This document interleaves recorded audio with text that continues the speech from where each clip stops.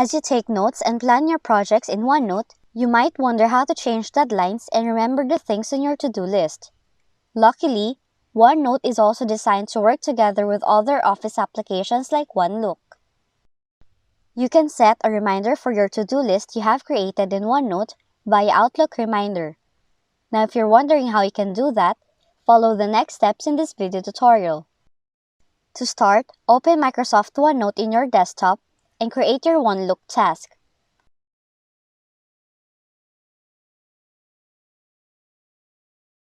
After creating your OneLook task, set the reminder in Outlook by selecting the task you have created, then right-click, and then click Outlook Task icon.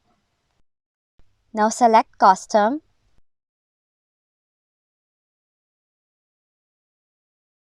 and choose Follow Up by clicking this red flag. Select Add Reminder, and then set the reminder to your preferred date.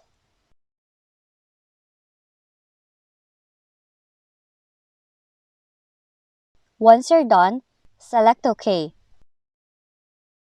Now, you can open and check your Outlook if you have successfully added the task list reminders from OneNote.